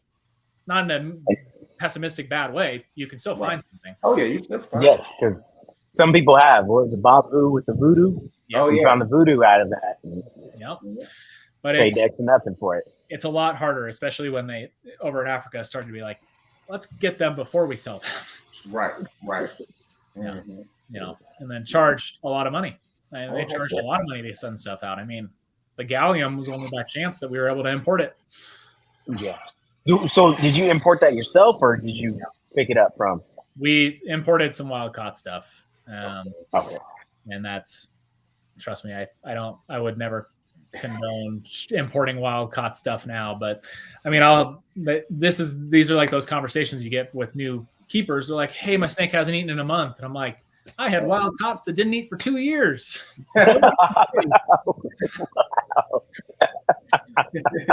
We went through all the struggles to tell you about it. Don't worry. Back in the day when you'd throw a gerbil in because you couldn't get anything to eat anything else. Oh, yeah, I heard about that. Yeah. Wow. That's You never hear about people trying to feed gerbils anymore because nope, not at all. You figured out. You barely even hear African softwares. They're trying to African softwares, and that's it. Well, I'm seeing people do that, like start to switch over to purely African softwoods for their breeders. And I part of me, I hate ASFs. I've bred them. I hate them. Part of me wants to do like a little bit of a scientific, like, okay, I'm going to breed, have these 10 females only eat ASF, and we're going to see how well their clutches do in comparison. Like I want that, but I also don't want to breed ASF, and I don't want to sell animals that eat ASF. But that's me. I don't want to sell animals that eat ASF because I think if I was at the tip top level, it's different. Because I mean, a lot of your clientele going to be sitting there buying $10,000 animals left and right. I mean, they're not worried about having to feed ASFs. No. But when you have, your byproduct of, you hit the snake that you were looking for, you got it, and now you got 5 other snakes that you're not keeping that may fall into a pet keeper, a hobbyist breeder, or even a breeder's hand. Everybody's not going to have access to ASF. Well, I think Darren, you can't even have ASF out there, can you? Oh no, not in California. Nope, certainly can't. We can't have them, not at all. Yeah. Or is that's not the same for you guys? You guys can have them, right? I think they're trying, but it's not there right now. Which is funny in Colorado. Like for them, they get weird about stuff. They're like, it could be invasive. I'm like, dude, it gets -20. It's -20. God. Africa is in their name. Like, wow. Too hot for them. Too hot. Yeah. So I would say I don't love ASF, but I do see some of the benefit because I think the way that we keep ball pythons is a little different than what they look like in the wild. I think people come up a lot of times and are like, why is the snake not this thick around all the time? And I'm like, you realize that obesity isn't good. Like in us, it's not good in everything. Like obese females, they slug out. Obese males have bad sperm. Like our males, we feed almost exclusively mice because we want them to stay lean. Like we want them to stay lean, we want them to stay healthy, we want them to stay happy, and they stay on feed that way more often. Oh wow! Yeah, I do small rats. So. Yeah. Rats, mice, whatever that male will take. yeah, seriously. I mean, that's generally like I'll have customers ask like, "Hey, I can't get this snake to eat. Like, I don't want to try mice." I'm like, "Try mice." Like, because they're afraid that it's going to get stuck on mice, and then I was afraid of that. Grow. My voodoo girl, man, she was stuck at 700 grams. I want to say for 6 months off of food, and I'm trying to get her to eat rats. Man, she's over 1,200 grams now, and she slams mice like every week. Yep. Yeah. Would you rather have a snake that doesn't eat or a snake that eats mice? Yep. I'd rather have meat. Mice. Yep, and that's it goes down to the but you don't care about your animal. What do you mean I don't care about my animal that I'm not feeding it rats only like that? Mm-hmm. Rats are a higher protein, higher fat, but it doesn't make it a better. These ball pythons are opportunistic eaters in the wild. They're going to eat what comes in front of that hole, and they're not going to complain about it. Like so. When you had something come from the wild, did you have any ticks on it or kind of their stool was different? It wasn't even hard at all, right? And we had a couple come in, I think, that had ticks on them. It wasn't, it's like a wild caught animal here. Like as long as they haven't been enclosed for too long and you can treat it pretty quickly, it's better. And that's like, I think we forget that mites and ticks are like a natural symbiotic parasitic relationship in the wild with most of these things. I can go outside and catch a garter snake and it's going to have a tick on it.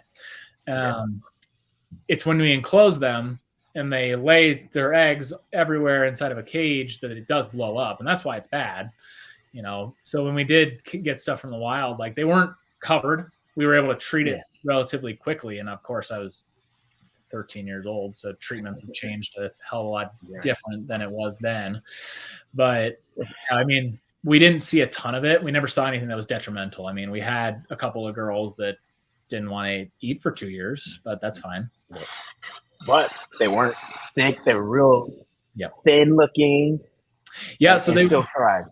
I like to describe it as like they usually look like what they look like after they lay eggs. Like that's what a wild ball python's gonna look like. If they're skin and bones, that's bad. Like obviously feed your stuff. Like make sure they're eating. But if they're obese and you can feel that obesity, that's not healthy for them. Now you also mentioned you were feeding frozen thawed for a bit. Are you still feeding them frozen thawed now? Majority of our stuff eats frozen thawed. And how much longer does it take you to feed your collection now versus feeding wild? We spend about an hour and a half on Thursday nights feeding frozen thawed. Oh wow, that's fast. Yeah. With two of us, it's a little bit easier too. But like, we're pretty good at switching stuff over to them. Obviously, we have females that go on the 1,000-gram wall, and they decide that they're not going to eat, and they're that top project that you need to eat, but that's fine. But we focus on frozen thawed, and we have switched, like we sell high-end animals still, but we also sell a lot of pets. Like we want new people to be in the industry. We want people to be excited about it. And we don't want to be like, oh, this is only eating live. I have no idea about it. Like, here you go, take it. Because if they go home and you've lied to them, you're like, oh, it'll probably eat frozen thawed. And then it doesn't eat frozen thawed. You're getting calls every week. Right. Yeah. How do I do this? How do I do this? So I like to set people up for success, and I want people to get into this. I want people to enjoy it, because if you buy a ball python as a pet as the first thing and it dies or it doesn't eat, it's not a good experience. And you don't want to do it anymore. You're like, I don't want to have more of these things. They don't eat. And I think there's a stigma, of course, that people go around like ball pythons don't eat, ball pythons don't eat. It's like, no, it's focus on the husbandry and then they're going to eat. Like these guys, and that's where, the rack cage debate comes in too. If they're eating, they're happy. If they're breeding, they're happy. Like they're a pretty simple animal. They're not like us. They're not like dogs. They're not like a lot of things that have more need for stuff. They're happy. If they're eating, they're happy. And like, I'm not going to say I really love like the tiny like FB40s that's for adult females. Like we do CB70 for about every adult female because I want them to have more space to be able to do that kind of thing. But it's power to, like, if it's working for people, it's working. Like I've had horrible experience with more space. I got a ton of racks and unplugged in racks and everything. And they just tend to like their little 40 series or 50 series tubs. And pretty much it. Yeah. And if it works, if it's working and they're eating, then it's working. Like that's what I try to tell people. And I get a lot of people like, oh, I only want to keep them in tanks.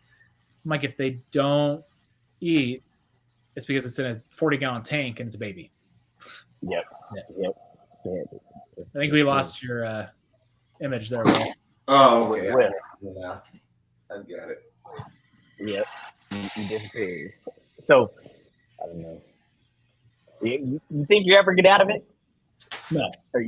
Yeah, you still have the diehard passion for it. Yeah. If anything, I change from like focusing on ball pythons to doing like pet projects. I mean, we've kept so much different stuff that like I can think through like animals. I'm like, oh, I really loved keeping that. Like I loved breeding blood pythons, and now that there's like some cool stuff coming around of blood pythons, I'm like, oh, I should have kept like the pieds and the leucistics, which of course like that market is going through what ball pythons went through. Like the first leucistic was what, $106,000 that sold of a ball python. Oh, yeah. No, and like so that's where it starts, and then now the polymorphism is really going to get moving with those guys, and you're going to see some really cool stuff. And it's like crested geckos. You're just starting to see true genetic mutations. Instead of this polymorphic genetic line breeding, like you're starting to see it, and that's I get excited by all of it. Like I've got a patternless Western banded gecko downstairs because someone like posted it for sale and was like, hey, I'm gonna sell this, and I was like, I'll give you like, how much you want? You don't know, my highest bid's $250, and I was like, I'll give you $500. He's like, sold. And like, this is fun. I won't get out. I would never get out of reptiles. People have almost made me want to get out, like the people in the industry at times, and it's every single industry though. So, but you can't let them win that way, Oh yeah, absolutely. But shoot, we've had you almost 2 hours, man. We appreciate your time, man. Oh, of course. Great. Absolutely. I haven't done one of these in, I think we did one during COVID when it was all shut down. We did one with Dead Mouse. And I don't even know if Dead Mouse still around. I haven't heard. I haven't seen it. I've never even heard of them. Yeah, he was Chris. Chris. Yeah, what's his last name? Dead Mouse. He's out in California. Is he? Yeah, I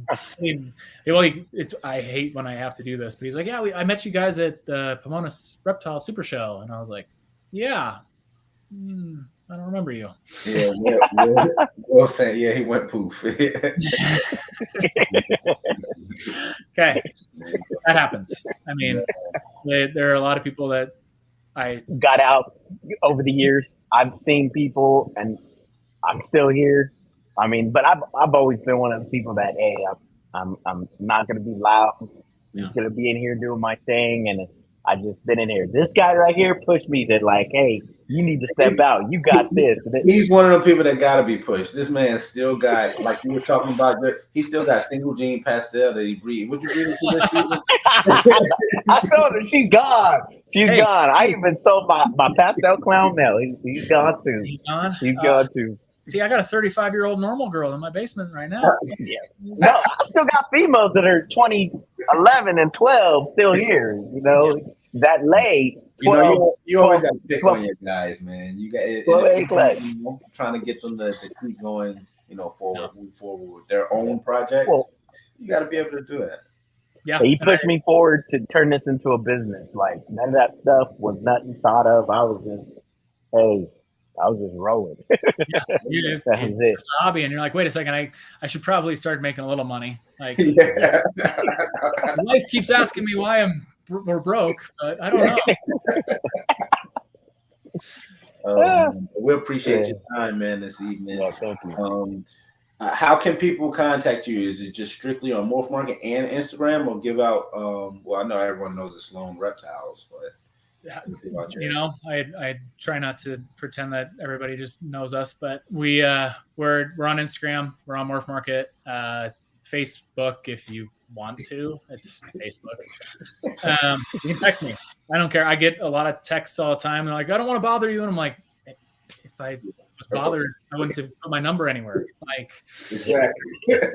I like to talk about snakes. I'll get people like, hey, like, do you want me to pay you a fee, like, to identify my stuff? I'm like, no, this is fun. Just send me the pictures. Like, deal with it. So that's like big. Text, email, Instagram. I don't know what other cool things are out there. Discord. I don't know.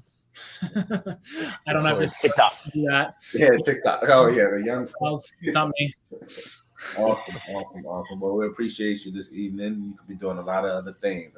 You chose to hang out with us, so we really appreciate it. Thank you. Absolutely. I appreciate you guys wanting me to come and hang out at any time. Awesome. Right. We'll hang out for one more minute, and I'll be right back to the green room. Perfect. Yeah, so that went rather smooth as usual. We wrap up this one, and next one, I don't know if we booked our next date. I know the next date. The next date is the 30th.